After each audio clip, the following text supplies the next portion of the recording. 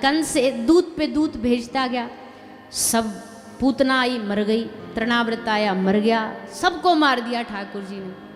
अब बड़ा परेशान कंस, क्या करूं क्या करूं। नारद जी आए, नारद जी ने कहा कंस हम तुमको समाधान बताते हैं। बोले अगर कृष्ण को हराना है तो कृष्ण की शक्ति को हराओ। कृष्ण की शक्ति कौन है?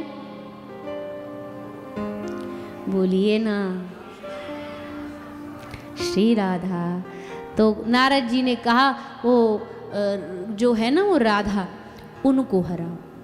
कंस बोला वो वृषभानु की छोरी? बोले हाँ वही।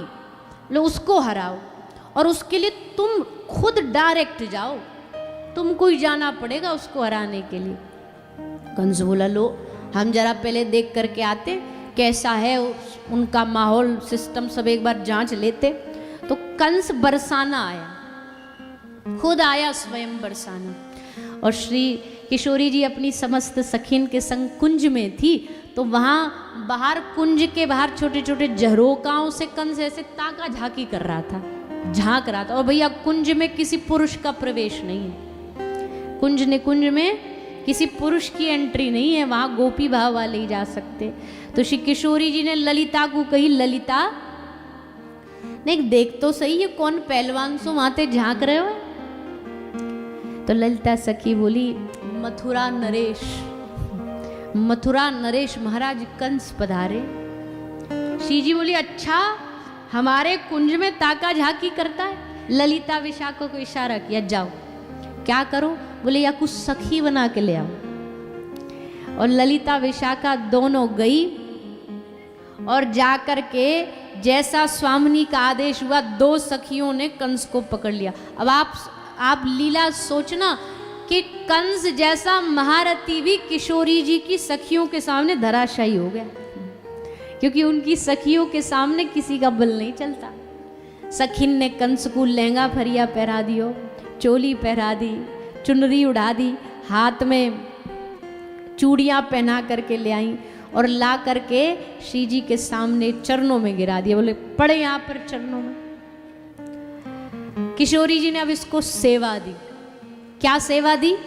बरसाने में बोले जितनों भी बरसाने में जितनी भी गैयान को गोबर है ना यहाँ पे उठवाओ। अब मथुरा नरेश महाराज कंस सवरे बरसाने में गोबर डोते डोल रहे, पूरे बरसाने को गोबर कंस से उठवाया श्री राधा रानी ने। 1 महीना तक इसको सखी बना के रखा बरसाने में, और पूरे ब्रज की जितनी भी बरसाने की सफाई है गोबर है, इससे मथुरा में हाहाकार मच गया, हल्ला मच गया। क्या? बोले महाराज कंस गायब हो गए। कहाँ है महाराज कंस? वो गोबर डो रहे बरसाने में। इतनी शक्ति है श्री जी। ठाकुर जी तो हैं ठीक है, माना शक्तिमान है, पर असल बात तो ये है कि जैसे कोई